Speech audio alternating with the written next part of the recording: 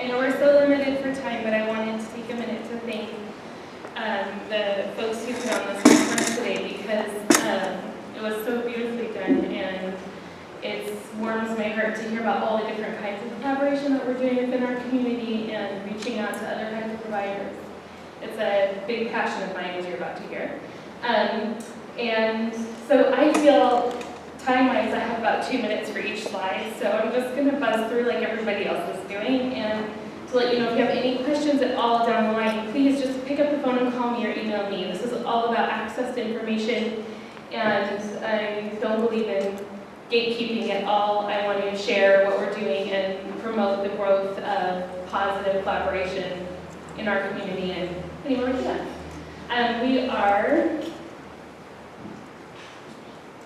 Okay, so I just went through the first slide in less than 2 minutes, so we're already ahead of the game. I haven't slept yet since sometime before the last time most people have been asleep, so we're just going to hope it all makes sense if it doesn't call me for some clarity like every week. Thank you, first of all, for having me today. I was actually going to skip all of the stuff that I would normally share with you because we're so limited in time. I was going to jump right into what is the collaborative care we're doing and how does it work and what is the nitty-gritty of it. But I realized that really the best thing for me to do is to share with you the context in which this collaborative care rose and to show you the soil from which it's sprung. So collaborative care is all about placing women and pregnancy in the context of their lives and leaving options open so that as they become who they are, as they become who they will be at the end of their pregnancy, all their options remain open to them. And they will have the care that best fits them at that time. So it seems only fitting that I show you why, who I am is really the reason for what I do.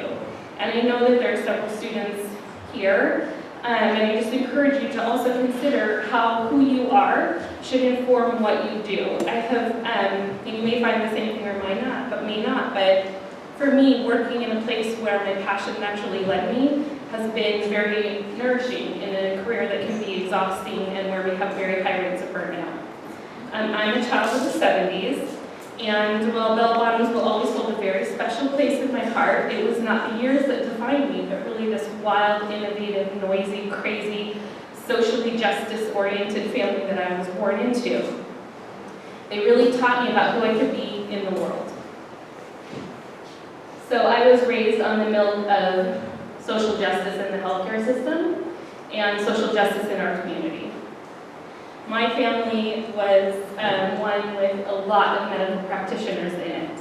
They cared for their community. They provided care in homes for grandparents and birthing moms, stomped up and down the corridors of the very old Cabrini Hospital in downtown Seattle, where we saw nurses often scrambling to make things happen for them that they asked for.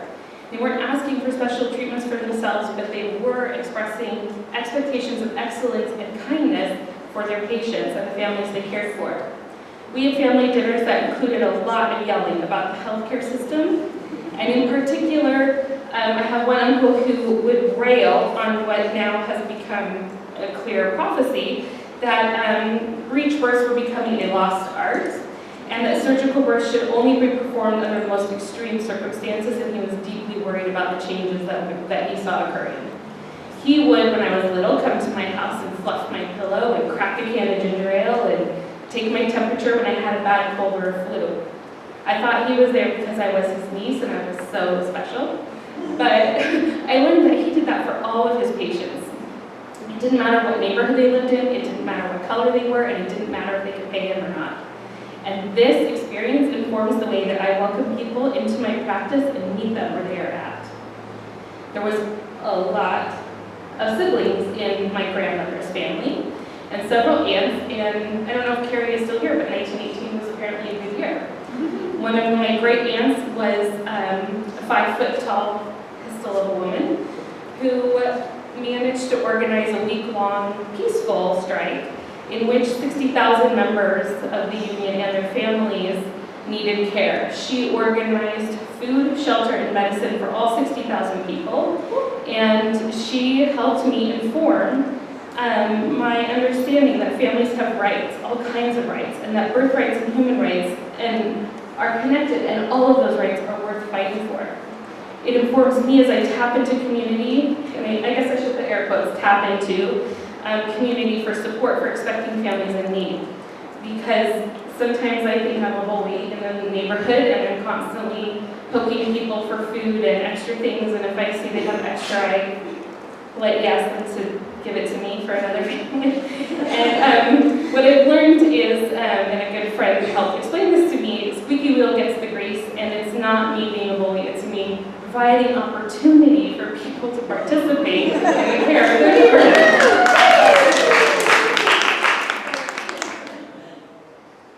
Okay. I'm never afraid to ask for things, and I'm always fine. I know answers can be no, but they're just not no. People are wonderful.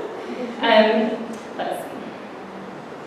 And that is the American Museum of Consequential Cocktail Napkins. Some of you may have grandparents like mine who modeled, in no uncertain terms, that we had an obligation to keep our eyes open, to remember who we are, to use our education and street smarts to create change, and to do the right thing. We needed to repair the ruptures that life naturally brings with it with integrity and sincerity. If we failed from a place of honesty, we received only loving support. If we failed because we tried to find a shortcut, we were guaranteed a very long lecture that included many illustrations on napkins. And in fact, any one of my cousins, if you meet them, you can ask them, please draw me the shortest path between 2 points on a napkin, and then please draw me the correct path between 2 points on a napkin. And you'll get the same drawing from all of us. This gives me persistence and resilience when in pursuit of the goals of my practice. It informs my sense of urgency and patience, and most of the time, it helps me know when to use which for what purpose. Sometimes not, but most of the time, okay. I learned early and often, ask for help, cajole for help, beg for help. Open the gate in order to let ideas and resources flow freely in all directions, and work well with others even when it seems like there's no possible way that two people can sit at a table together. That's the stuff I come from, and that's the stuff that gave rise to the collaborative care I am so very, very, very passionate about. Well, there's absolutely no way for me to share all the details of the programs we are involved in because they are just, they're so extensive and we have so many little bits and pieces in place. I do want to share an overview of some of the kinds of collaboration that we engage in, some of our successes and failures, some barriers, and I certainly can share a way that we capture and measure progress, and I'm happy to share anything else at any time after this is over and we get through the day on time. This is our home base. It's our little tiny 750 square foot clinic in South Seattle. The collaborative work I do was born in this location, but it really came from those deep-seated beliefs in social justice and access to health care. It comes from the conviction that everything we do best in the context of relationships, and that in nearly all cases, working with others and eliminating barriers for both families and providers can create a more robust work environment for us and better health outcomes for the families that we serve. Here's the first type of collaboration that we engage in. So this is really when a mother is not going to have very much, if any, interaction with the healthcare system outside of midwifery until the time of birth. So this is a planned hospital birth with minimal touch points before that birth and after that birth from other providers other than the midwives. This care is designed to serve late-to-care moms, moms with barriers to care, moms who have just moved here and can't figure out where to get their care, and moms who have had significant trauma in the healthcare system and won't access typical healthcare. These are particularly women of color, immigrant women, women with English as a second language, and VBAC mothers. And all of those groups use surprisingly similar language when describing their previous experiences in the healthcare system. And I wanted to give a quick case, just share a quick story about Kelly, who is a 23, she's 24 now, she's a 23-year-old G2P woman of color who was referred to me by her public health nurse. She was described as a loving mother to her 2-year-old, fiercely independent. She would not accept any of the normal public assistance programs. And she was very goal-oriented. She has an idea of who she wants to be in the future, and she has no resources. She came into care at 24 weeks and had no prior care to our meeting. Kelly was homeless, but she was staying in a shelter in the neighborhood about exactly 20 blocks west of my own home. She had money to access public transportation for work and was continuing to go to work every day and doing very well there, but she didn't have any extra money for transportation, and the nearest OB's office was 45 minutes and 2 transfers away from her work. She was already trying to balance having to work 8 to 10 hours a day with spending time with her 2-year-old, and there was no way on this earth that she was going to add in something else that would take her away from him. The public health nurse coordinated our first meeting time for me to do a shelter visit. I went to the shelter, and I'll talk another time about what I saw there. It was awful. But I spent 2 hours with her, and we did a complete physical exam and a normal initial prenatal visit. I drew her blood and took her urine there, and we spent most of the time playing with her son while she asked me gentle questions about her pregnancy and prenatal care and all of the things we might do together. And we talked a lot about mothering, and we talked a lot about what it's like to work hard and long days and not have a lot of break from that. When I left that day, she hugged me and cried, and she said, "Hey, Jodilyn, I heard about this weird thing called a midwife on TV, and I didn't know what that would mean, and then my nurse told me this midwife's coming, and I thought, what kind of weird thing is about to happen here?" And she said, "I had no idea it could be so interesting and fun to be pregnant and be taking care of myself." I spoke with her public health nurse weekly to exchange updates, and sometimes daily if it was a really tough week. So in Kelly's case, I was collaborating at this point mostly with her public health nurse. I did shelter visits for Kelly exclusively. We didn't meet anywhere else. All the way until the end of her pregnancy, when she told me she had saved up enough money for a deposit on an apartment of her own. To make a very long story short, I went to go visit her. She was really excited to show me her apartment, and it was 4 walls and a ceiling and a floor. She had nothing in there. I tapped my community, and in very short order, I also put my teenage children and all their friends to work. We had her whole apartment furnished with everything she would need, including her 2-year-old son's first toy box full of toys and books. And it was really great, and it was really fun, and she loved that she had all the support from her community she didn't know about before. The weeks flew by, and because of the multitude of barriers that she has in her life, getting her into regular care with the doctor just never became possible. It never manifested, even though we talked about it many times. So I did what I only knew how to do, which is dig deep and find something that's going to work. And I know that if women go into the hospital with no doctor, it often results in a really vicious spin cycle of shame, guilt, and fear. So I didn't want her to have that experience. The other thing I did was I connected her with a woman in the neighborhood who had a very similar life story to hers, but was 20 years older. And they wound up connecting, and she took her to the grocery store and taught her all about nutrition and cooked with her and took her to the community garden and showed her how to pick fresh food. It was really an amazing relationship, and they stayed in touch long after the birth. I know that the U is typically friendlier than Swedish, so I went to the U and online I looked, they have a poster every year, they make of all the residents and attending physicians. I picked the one I thought looked the nicest, and I called her like as if we already knew each other, and you can press 2 for a physician who wants to speak to. I pushed press 2, and I just asked for her, and I said to her, "You don't know me, but I have something to tell you." And I told her all about Kelly and her desire for a hospital birth and the work we had done together. I asked her please if she would meet her one time, and we could get her there one time, and then if she would accept her as a patient in her care to help smooth the transition and to help avoid all the stigma associated with going in no doc for her birth. I also wanted help transitioning our charts, which showed late to care and gaps in care during the time she was moving or under extreme stress and could not keep appointments. The doctor accepted really kindly, and I took her to an appointment at the U, and the 3 of us sat and met together. The woman who she had connected with previously came to her birth as her doula, and I paid her with money that I raised from our community, so we were generating a little bit of income for everybody on that wonderful day. The doctor was very supportive and willingly engaged in reflection after the birth over our care for Kelly. I was really quite worried that some prenatal care might be worse than no prenatal care because it feels so inadequate when we're used to 20 visits with families. The doctor gave me very good understanding of the practice of clustering care, even if you're bumping things into different times that we don't normally see. And she also felt that we had done an excellent job of building capacity in Kelly in the area of self-advocacy. She was an active patient in the hospital. She was never passive. She asked for what she wanted, she expressed her needs, and she communicated really beautifully. For a woman who has been shut down by the healthcare system and had a history of just putting her nose down and getting through it and getting out, this was a big change.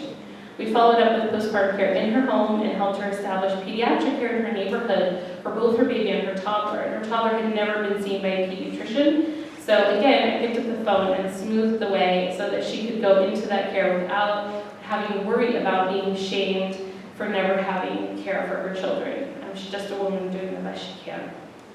That's one kind of care that we provide. The other kind of care is full collaboration. And this is where we plan on having mom and the family know the doctor who will take care of them during the birth experience and also know us. The kinds of women that come in for this care are listed up here. There's moms with barriers to care, often transportation or timing issues. They can't get to appointments during the day, or they have resource issues. And then we have moms who just want a really full midwifery education kind of prenatal care, but they want a hospital birth for any number of reasons. As you can see there's a lot going on, and I think instead of giving you a long case study, I can tell you like 3 sentences about 3 women that have come through this, and this is something that reaches across socioeconomic lines. So we have Emma, who actually would prefer a home birth, has a long history of family giving birth at home, but she has a heart defect that has been fine through the pregnancy, but nobody knows what's going to happen in labor. So she risked out of home birth care through her cardiologist assessment. And she needs a hospital birth, but she doesn't want to give up any of the home birth model until the very last moments where she pushes her baby out. So Emma will do visits with a perinatologist once or twice, whatever they want during the pregnancy. They actually want to see her once. And she also went to meet a doctor who will attend her birth. And so she knows the people who will be there, but that's it. She's only seeing 2 people twice, and the rest of the care we do for her. Another mom is Christina, who works full-time. She lives barely above the poverty line. She can only make appointments at night. In order to receive care, she comes to our evening clinic. And she'll meet the doctor twice during the pregnancy, and for both of those times she will have to take time off of work, and she will be docked personal time for that. So I can't imagine what she would do if she had to do that on a regular schedule. And then we have Taya, who's on her 5th pregnancy. She had 3 natural deliveries and then an epidural just to try something new. And really loved the epidural, but she went to go meet an OB for this pregnancy and was like, they just cut her off and she felt that they were rude, so she wants both. So we're doing very deep collaborative care with her, and she will know the physicians that care for her during her birth ahead of time, but we'll do everything in her neighborhood, make it accessible to her, give her the time and space she wants to go into care. So those are, I don't know how my time is, but those are just a few of the kinds of moms that come into that care. These are the agreements we make, and this is the sticky part, because you need an agreement with somebody, and Audrey was saying, and I have learned also, the biggest fear of any physician is to greet a woman that they have never met, and not to have any backbone for that. So the hospitalists have lots of support from their hospital liability and everything, but nobody likes to have a call on the night somebody's in labor and say, hey, could you please take care of this woman? It doesn't go well, and I don't recommend trying that. So instead of failing, like I did a couple the time, so that you can just take my advice and go to. The agreements we make are now come in several forms. They're either very deeply written. We have a long collaborative care agreement with a couple of practices that are written out. The purpose is not as much to make it clear what I'm doing and what they're doing, but to make it clear what we're doing together. It's a document, it's a living document that we give to the client, so they can see what our goals are, and we check back in on it, and we do reviews on it regularly to make sure it's all still working, and we're still tweaking it. And I think it's a couple of years into it, but it's getting better and better. And better. Today we just got a great email from them, so it's even getting better. Family physicians are natural allies to midwives, and I think a lot of people don't know about them, but most of the family physicians practices in Seattle believe in continuity of care. A mom might need 2 doctors, but one of them will be at her birth, which is unlike most OB practices here. They're very family-centered and very holistic and holistically minded. OBGYNs, they have the power, but if we could just use it for good, then we can get so much done with them. So we've learned to promote the goodness in our relationship and to bring out the best and walk away when it's not working and call somebody else. I never am above making a phone call and have gotten people on board by just calling them and saying, I have a client here who wants X, Y, and Z. How do you feel about that? And we've had very positive responses all along. Hospitalists, which is an example of what I did for the first mom we talked about, they're just so much better, such a better alternative than going no doc. So at the very bottom line, you can call maternal fetal medicine and say, we have a woman who's had no care, we're able to give her some care, can she come to you once and then come in for care during her birth? It can start to feel like, to me, a lot of times, the hard part, it just feels like everybody's doing me favors all day long and I'm like beholden to all these people, but I'll right myself and remember that we are working as a team on behalf of the women that we're serving, and we're doing each other a favor by promoting the good health of our community. And that's the paradigm I have to take in order to stay straight and focused. It can get overwhelming sometimes. So just to keep the eye on the prize, which is just the community health and the good health of the mom that we're serving. I totally believe in bribes and signs of gratitude. So like the EMTs, like donuts and whatever it is. I cook a lot, so I'll bring healthy food in and bring folks jars of soup and all kinds of stuff. So just don't be afraid to bribe, it works. Not with cash, but with goods.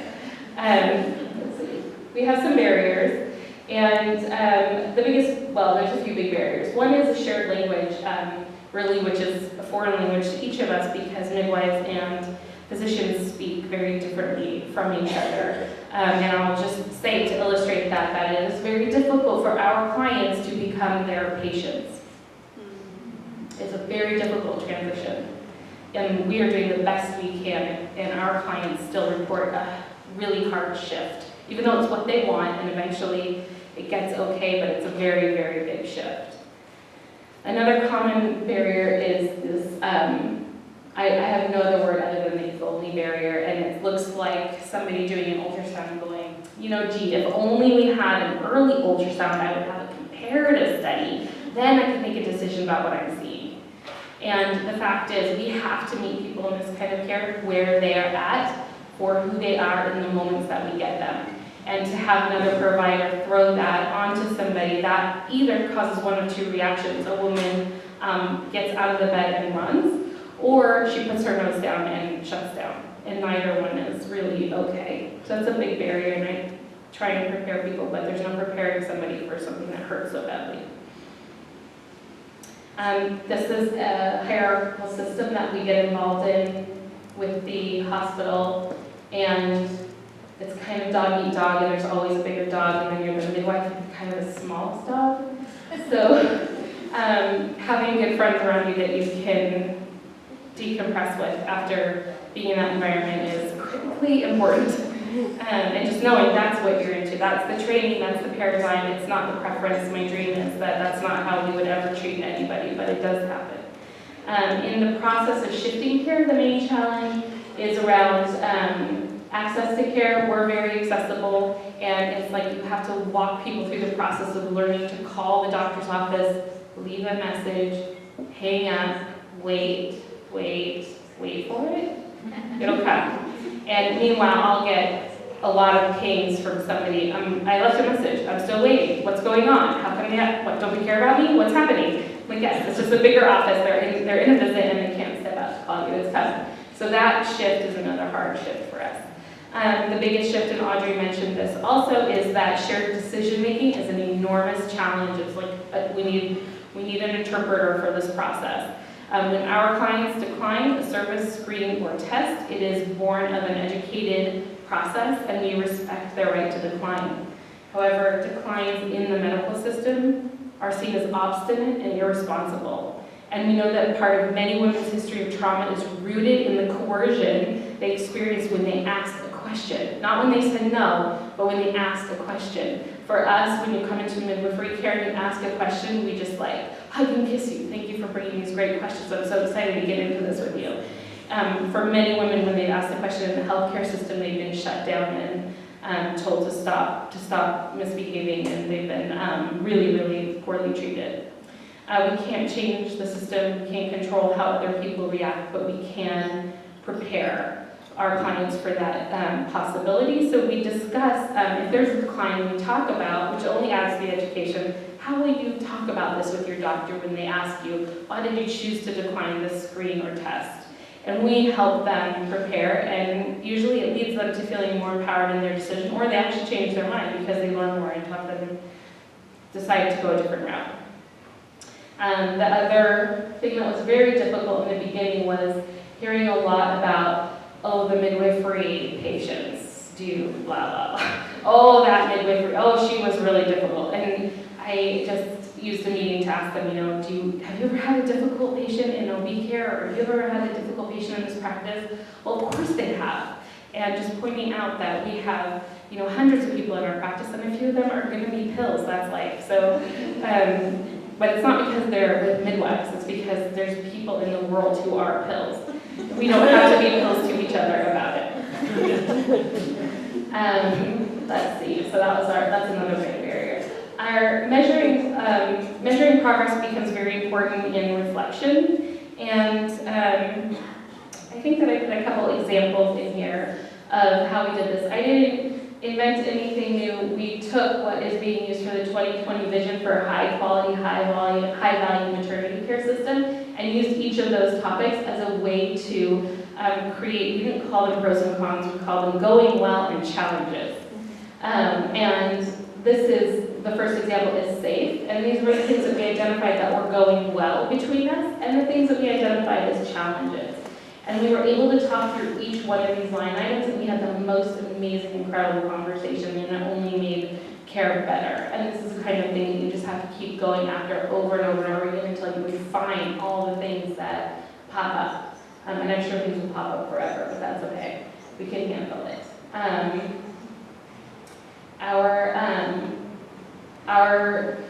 Let's see, the other one we did was effective. I think I copied into here. So you can see that we decided to look at how effective are we being, and are we finding successes, and what are the things that are hard. One of the big things that's hard right now is the insurance. If somebody has the exchange insurance and they can't get into Swedish or VU or children, something like, we're all lost. So I was trying to get the doctors to get in a tizzy about that, because all I do is have a conniption fit once a week and call the Office of the Insurance Commissioner and tell them which woman can't get care today and why, and wait for them to make it better, which I know, thank you, I know that there's folks here that are working on that.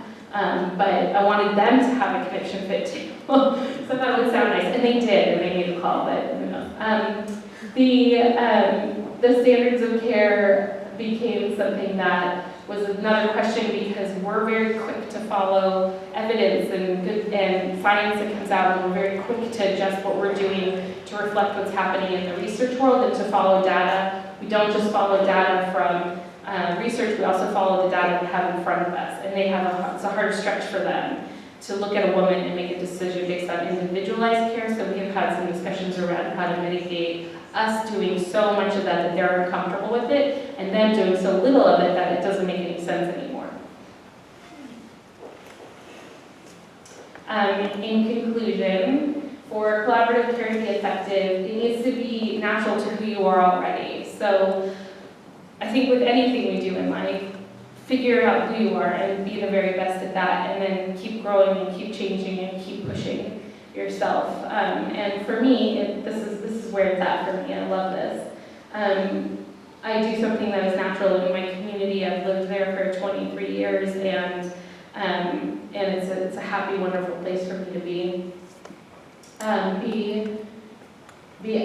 You need to ask yourself if you're willing to play on somebody else's turf. You have to surrender some of the things that you may hold dear some of the time to participate in this kind of a program. And know the system you're getting into so that you can function really well in it. I was a doula for years and years and years, and all I saw was birth through the lens of the mother's eyes. And I saw that birth through the lens of the mothers at hospitals, at home births, and birth center births, and that informed me entirely about how to navigate this system. Communicate, and then do that twice more. And then probably again. You just have to keep going back at it because we have different languages and different modes of communication, and you just be willing and open to try. Be willing to fail, and be willing to engage in adjustments along the way. And find opportunities to reflect with other providers and the families you serve. So collecting feedback and finding comfort and support from your peers. For me, that's been really crucial, and I'm lucky to be surrounded by such lovely colleagues and able to tap into them so easily. So I know that's a really skinny kind of version of what we're doing, but I hope it gives you some insight into some of the opportunity that can exist for you in your community if you decide this is something that is of interest to you.